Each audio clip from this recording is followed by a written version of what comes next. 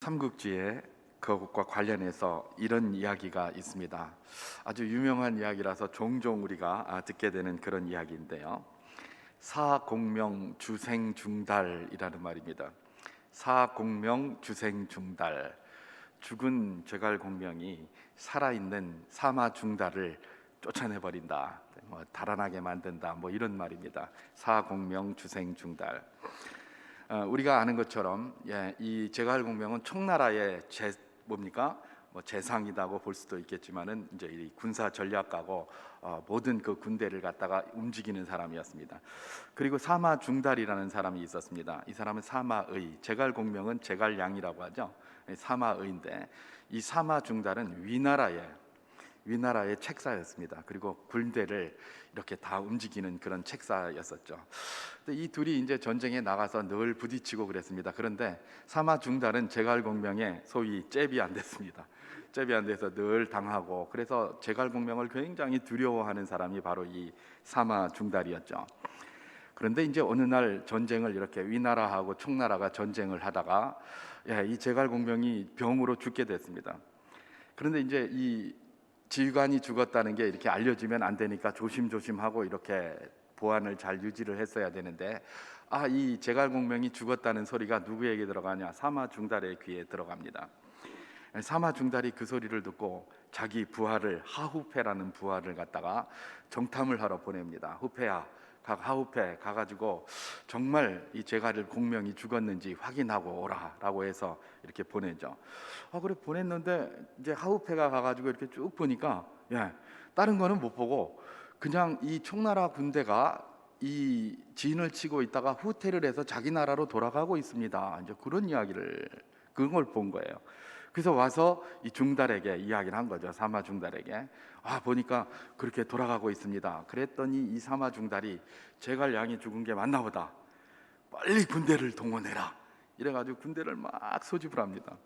군대를 막 소집해서 즉시 그냥 이제 공격을 해 뒤를 추적해서 이렇게 나갑니다.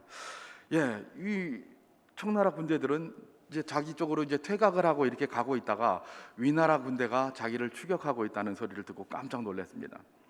이걸 어떻게 해결할까 고민을 하다가 저것들이 우리 제갈공명이 죽은 줄 아나 보다, 그런 소리를 들었나 보다, 이렇게 하면서 이 사람들이 이제 계략을 하나 꾸미죠.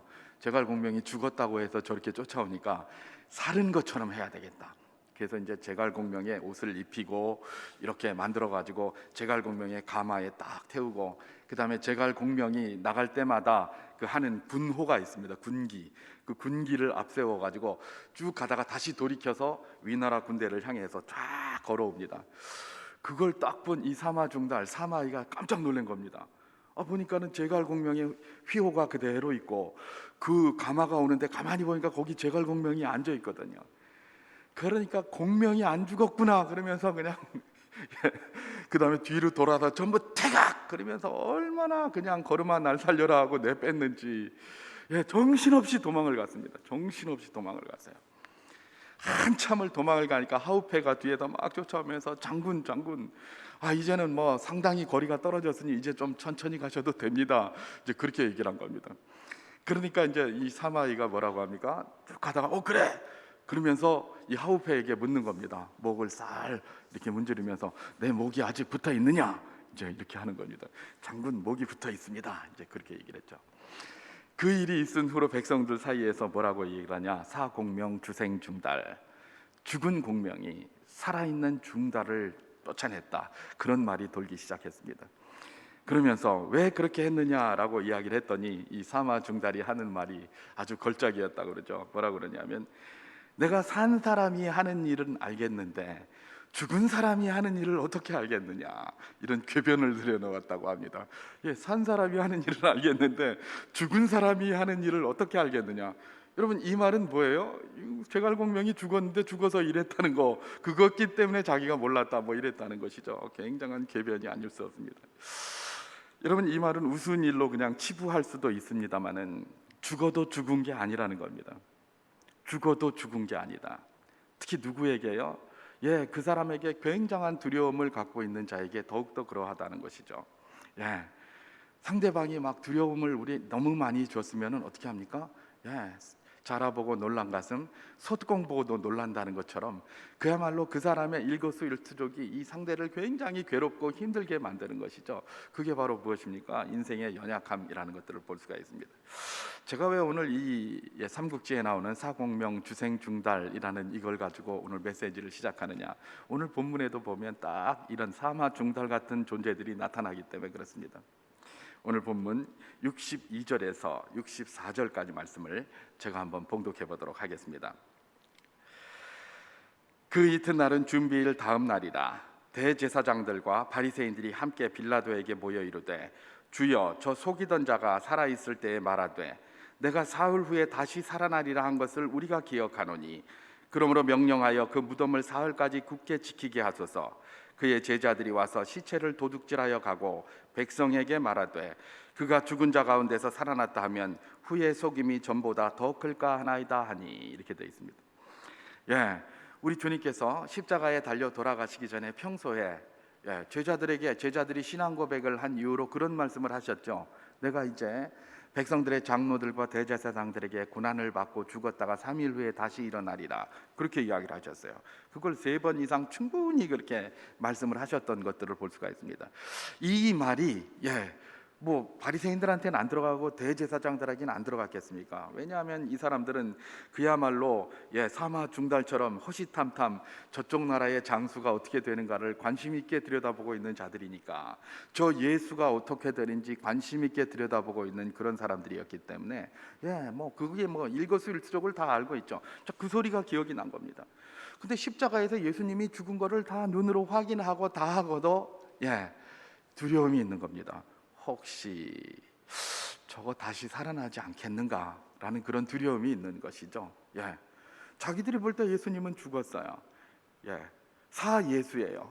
그런데 지금 뭐예요? 그게 두려워서 가만히 있지를 못하는 거예요. 지금 이날은 자기들이 그냥 편안하게 예수가 다 죽은 것들을 받고 확인을 했고 이제 안식만 하면 되는 날이에요.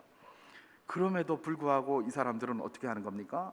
부디 그 안식일 날에 빌라도를 찾아갑니다. 자기들은 안식일 거룩한 날에 부정한 이방인들 만나지 말라고 그러잖아요. 그렇게 가르쳤잖아요.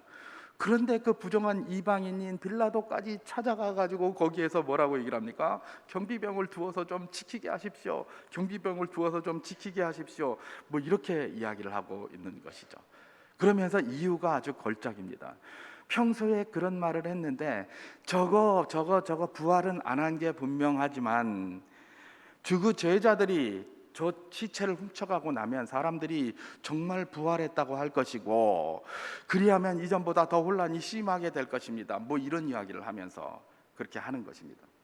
제가 이것에 대해서는 좀 뒤에 이야기를 하겠습니다만, 이 사람들이 두려움이 극에 달해 있습니다.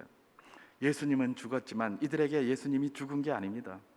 두려움은 여전합니다. 그래서 그걸 원래 안식일에 그렇게 하면 안 된다는 것들을 자기들 입으로 늘 가르쳐 놓고도 안식일에 그것도 이방인을 찾아가서 이런 짓을 하고 있는 게 누구다? 바로 이 대제사장들과 이 바리새인들, 백성의 지도자들이었다라는 것들을 우리는 발견하게 되는 것입니다. 두려움이 가득해 있고 두려움이 가득한 상태에서 그들의 믿음이 어떤 것인지를 잘 보여주는 사건이 바로 무슨 사건입니까? 이런 사건입니다. 여러분 한번 생각해 보십시오.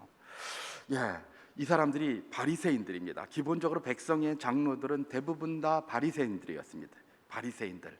바리새인들이 평소에 가르치는 것이 뭐였습니까? 평소에 가르치는 것이 부활이에요. 부활. 유대에 보면 바리새파와 사두개파가 아주 대표적인 파였습니다. 사두개파는 아주 고위 서기관들과 있는 그런 아주 고위층의 그런 사람들이었는데, 이 사람들은 부활, 내세 이런 걸 믿지 않았어요. 죽음 이후의 세계 이런 거 믿지 않았어요. 부활 이런 거 믿지 않았어요. 그런데 누구는 믿었습니까? 바리새인들은 믿었어요. 여러분, 사도 바울이 사도행전을 보다 보면 중간중간에 위기를 모면하는 것이 있어요. 사도 바울이 주로 뭘 가지고 합니까? 공회에서 막 싸움이 나고 저 바울 죽여야 된다 그러면 너 막 음선 막 손가락질하면서 저건 나쁜 놈이다 막 이야기할 때에 사도 바울이 항상 이야기하는 게 뭐예요? 나는 우리의 배운 것을 따라서 행동하다가 지금 이렇게 당했다. 그러면서 그분이 얘기했던 게 뭐예요? 내가 예수 만났다라는 거예요. 예수께서 부활하셨다는 거. 그 강조는 뭐예요? 바리새인들 들으라고 하는 소리예요. 바리새인들이 내 편 좀 대달라는 거예요. 왜냐하면 바리새파 아닌 파들은 자꾸 부활 이런 거 없다 그러거든요. 부활이 없다 하고 내세도 없다 하고 다음 세계도 없다 하고 막 이러는 파하고 바리새파하고 늘 싸웠기 때문에 사도 바울이 항상 가서 좌우를 딱 살펴보고 금방 나오잖아요. 견적 나오니까 뭐라고 얘기를 합니까? 예수 부활을 이야기하니까 우리 조상들에게 배운 것들을 나는 그대로 전할 뿐이다. 근데 그것 때문에 내가 지금 박해받고 있다. 이러고 다녔어요. 예. 바리새파의 특징이 뭐예요? 부활에 대해서 너무나 잘 믿고, 이 대제사장들과 바리새인들, 백성의 장로들은 뭡니까? 이 부활을 늘 가르치던 자들이었어요. 안식일 날 뭘 하지 말라 늘 가르치던 자들이었어요. 그런데 지금 어떻게 하고 있습니까? 예. 와가지고 부활이다 라고 하면서 인정을 하면 되는데, 빌라도 앞에 와서는 그것도 인정도 안 하고 뭐라고 얘기를 합니까? 그 제자들이 와서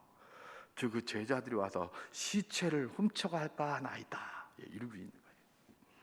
결국은 이들은 가르치기는 열심히 부활에 대해서 가르쳤지만 사실은 부활에 대한 믿음이 하나도 없는 자들이었다는 것들을 알게 보여주는 것입니다. 여러분, 위기의 상황을 딱 닥치다 보면 나의 신앙이 어떤 것인지를 금방 알게 됩니다. 그렇잖아요, 그죠? 옥석을 구분한다 이렇게 이야기를 많이 하는데, 신하도 전쟁이 나봐야 그가 충신인지 간신인지 알 수 있다라는 그런 소리도 많이 하지 않습니까? 우리 믿음도 그렇습니다.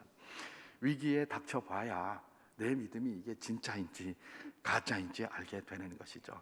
진짜의 믿음은 어떤 것입니까? 금방 충격이 오면 잠시는 헷갈릴 수 있어요. 잠시는 흔들릴 수 있어요. 그러나 결국에는 뭡니까? 그 믿음 붙들고 하나님과 모든 일들을 해결하려고 몸부림치며 나가죠. 그게 믿음이에요. 그런데 이런 위험, 어두움과 이 힘든 일들이 탁 부딪힙니까?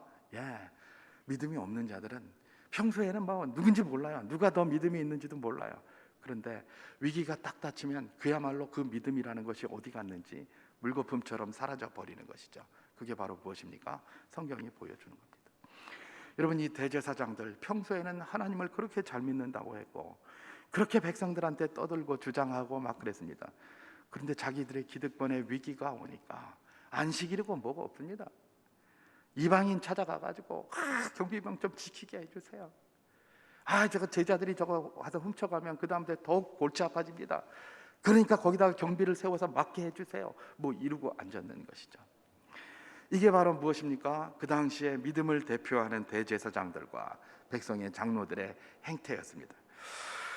자, 그렇다면 또 다른 행태가 여기 나타나고 있습니다. 예수님이 죽었다라는 이 사실이 그야말로 다른 자들에게 다 믿음 따르던 제자들이 다 도망가게 되었고 모든 게 다 끝난 것만 같았는데 말입니다. 오늘 본문 몇 절입니까? 57절에 이렇게 시작을 하고 있죠. 저물었을 때에 아리마대의 부자 요셉이라 하는 사람이 왔으니 그도 예수의 제자라. 빌라도에게 가서 예수의 시체를 달라 하니 이에 빌라도가 내주라 명령하거늘, 그렇게 얘기를 합니다. 전에는 아리마대 요셉, 또 나중에 요한복음에 보면 니고데모라는 사람도 같이 이런 일들을 했던 것들을 보게 되죠. 니고데모라는 사람, 아리마대 요셉이라는 사람, 이 사람들은 공예의 회원들이었어요. 공예의 회원들이고 평소에는 이런 말을 잘 하지를 않았어요. 그리고 내가 예수의 제자라고 드러내지도 않았어요. 그래서 저 사람이 믿음이 있는 건지 없는 건지 잘 몰랐어요. 그런데 위기의 상황이 딱 닥치니까 이의 믿음이 드러나는 거예요. 그래서 뭡니까? 빌라도에게 가가지고, 지금 여기도 뭐예요? 자기도 공의회 회원이에요. 그러면 준비일 다음 날이다 이렇게 얘기를 하면, 그 준비일 이튿날이다 그러면 안식일 아니에요, 그죠? 안식일 날 지금 누구를 찾아가는 겁니까? 이 대제사장들하고 똑같아요. 그야말로 그 헤롯의 거기에게 찾아가는 거예요. 자기가 또 고관이니까. 헤롯이 아니라 빌라도를 찾아가서 그 시체를 내게 달라, 이런 얘기입니다. 여러분, 여기에 어떤 문제가 있습니까? 안식일 날 누구를 찾아갔다? 이방인을 찾아갔다는 것도 문제가 있고, 그 다음에 안식일 날 뭘 달라고 그랬다고요? 시체를 달라고 그런 것도 문제가 있어요. 시체는 부정하잖아요. 안식일 날 시체를 만지면 안 돼요. 그래서 그 선한 사마리아인의 비유에 그게 있지 않습니까? 누가 상처를 받아서 이렇게 있는데 다 피해 갑니다. 왜냐하면 안식일을 하려면 부정하면 안 되니까 다 피해 다녔어요. 근데 이 사람은 평소에는 공회에서, 산헤드린 공회에서 그런 것들을 열심히 가르치고 하던 사람인데, 이 사람은 시체를 달라는 거예요. 시체를. 그러면서 뭐예요? 그냥 그 시체를 갖다가 자기가 잘 장사 지내겠다 이렇게 하는 거예요. 여러분, 이거는 그야말로 용기죠. 예수는 이미 죽었어요. 예수한테 자기가 뭘 얻을 수 있는 게 하나도 없어요. 그런데 이렇게 하고 있는 거예요. 이렇게 하면 무슨 문제가 생길까요? 당연히 산헤드린 공회에서는 추방될 거예요. 아마도 자기들은 그렇게 해놓고, 네가 안식일날 이방인의 집에 들어가? 네가 안식일날 시체를 만져? 아마 이래가면서 말입니다. 그러면서 아리마대 요셉과 니고데모를 아마 처단을 했을 겁니다. 그런데 지금 니고데모와 아리마대 요셉 이런 사람들은 어떤 일을 하고 있습니까? 그런 거 신경 쓰지 않는 겁니다. 내 안위가 뭐 이런 걸 생각했다면 절대 할 수 없는 일이 그 일이에요. 그럼에도 불구하고 지금 누구가 이런 사람은 무슨 일을 하고 있습니까? 당시 자기들의 계율과 자기들의 율법에 어긋나는 일을 해가면서까지도 예수님의 장사를 치르려고 하고 있다는 것입니다. 평소에는 두려워하는 것 같았는데 위기의 순간이 되니까 그 두려움은 온데간데 없고 오히려 굉장히 담대하게 주님의 믿음을 갖다가 고백하고 나오는 이 아리마대 요셉과 니고데모. 평소에는 굉장히 믿음이 좋은 것 같아서 백성들 앞에서 대제사장 입네 없답네 하면서 큰 소리 치면서 막 이렇게 했는데, 막상 위기가 딱 닥치니까 아무 말도 하지 못하고 두려워서 떨면서 뒷일로 이렇게 가가지고 오히려 이방인 만나가지고 우리가 위험하니까 그러면서 이 폭동이 일어날지도 모른다는 그런 식으로 속여가지고 말입니다. 그래가지고 자기들이 거기 경비병을 좀 달라고 해서 지키려고 했었던 이 참 알량한 모습의 대제사장과 백성의 장로들. 여러분, 무덤에 장사 되신 예수님의 이 이야기가 바로 이 둘을 극명하게 우리에게 보여주고 있습니다. 주님은 오늘 우리를 주님의 제자로 부르셨습니다. 주님의 제자로 부르시고 이 두 길을 우리 앞에 보여주고 계십니다. 어느 길을 걸으라고 이야기를 하시는 것이겠습니까? 우리에게 선택하라고 하십니다. 우리는 두 길 중 어느 길도 선택할 수 있을 것입니다. 대제사장들도 나도 주님의 제자다, 하나님의 제자다라고 살았던 사람이에요. 그런데 하나님은 우리에게 이 두 길을 설치해 주시고 이 두 길 중 어느 길을 따라오려느냐라고 우리에게 질문을 던지고 있다고 보면 될 것입니다. 우리에게 여러 가지 어려움이 있습니다. 쉽지 않은 상황들이 순간순간 펼쳐집니다. 그런데 생각해 보면 살아온 지난 날을 모두 생각해 보면 어렵지 않았던 때가 한 번도 없습니다. 사실은 그때는 정말 이 일 때문에 밤에 잠을 못 자고 그렇게 고민하면서 있었는데, 그런데 다 시간이 지나니까 그것도 다 지나리라 라는 그 이야기대로 다 지나갔더라고요. 그럼에도 불구하고 오늘 내게 닥친 이 위기나 어려움은 여전히 나에게 충격과 고민으로 다가옵니다. 이럴 때 우리가 무엇으로 받아야 되겠습니까? 우리 주님께서 지금껏 이렇게 해 주셨던 것처럼 앞으로도 선한 길로 우리를 인도하실 것이다 라는 그런 확신 말입니다. 그런 확신을 가지고 잠시 어려움이 왔을 때 흔들릴 수 있지만 그 선한 확신을 가지고 그 길을 끊임없이 걸어가는 것입니다. 좌우 생각하지 않는 겁니다. 여러분, 위기는 복잡한 우리의 삶을 단순하게 만들어줍니다. 그게 없었다면 이것저것 다 이거 걸리고 저거 걸리고 해서 다 해서 맨날 그걸 계산하면서 복잡하게 살아야 될 텐데, 위기가 우리에게 왔습니까? 이거 걸리고 저거 걸리고 생각할 겨를이 없습니다. 그저 그 문제 해결, 그 문제에 매달려서 나가게 되는 것이죠. 여러분, 우리 주님께서 우리에게 순간순간 이런 위기들을 허락하십니다. 주님이 주시는 게 아니에요. 주님이 그 은혜를 거두시면 우리는 늘 위기 속에 살 수밖에 없습니다. 주님이 우리의 인생의 아이언돔 아시죠? 이스라엘이 딱 자기가 이렇게 방어책에 그걸 누르면 탁 뭐가 뒤집어 씌워집니다. 이렇게 일본 사람들 일본 만화를 보니까 뭐 객가이 그러는데 결계라는 게 탁 쳐지죠. 그럼 외부에서 미사일이나 뭐 이런 게 와도 뚫지를 못하는 거죠. 우리 주님의 은혜가 우리를 아이언돔처럼 뒤집어 씌우고 있습니다. 그러나 이런저런 이유로 어떤 때 그곳에 뚫고 들어오는 것을 허용하실 때가 있어요. 은혜를 거두시면 바로 공격을 받게 되어 있습니다. 어느 순간에 그것이 올 때에 그것은 무엇입니까? 나를 망하게 하려고 그렇게 하는 것이 아니죠. 복잡한 내 인생, 복잡한 삶의 문제들을 정리하라고 주시는 것으로 받으시면 정확합니다. 복잡한 날, 나의 머리가 늘 복잡해져 있어서 온전히 서지 못할 때가 굉장히 많을 때에 주께서 때로는 우리에게 위기를 허용하십니다. 위기가 우리에게 쓰고 불만스럽고 불평스럽지만 주님께서 바로 여러 가지를 정리하기 위해서 나에게 이런 일을 허락하시는구나, 이렇게 생각하면서 처음에는 우왕좌왕할지라도 그런 중심과 믿음으로 걸어갈 때에 주님께서는 우리를 승리를 맛보게 하는 길로 인도해 주실 줄 확신합니다. 코로나가 그런 경우라고 저도 생각합니다. 사실 코로나는 우리 모든 사람들이 다 고통받고 있는 것이고, 또 교회도 뭐 여러분들이 잘 아시는 것처럼 너무나 힘들고 고통스러운 그런 기간이었습니다. 5월 23일에 이제 확진이 돼도 격리하는 것을 이제 다 없앤다고 이렇게 이야기를 합니다. 그게 저는 코로나 종식이라고 생각합니다. 코로나 종식이 다른 게 아니에요. 확진이 되면 격리가 되고, 확진이 되면 움직이지 못하고, 이런 것이 없어지면 코로나 종식이에요. 격리만 안 되면 되잖아요.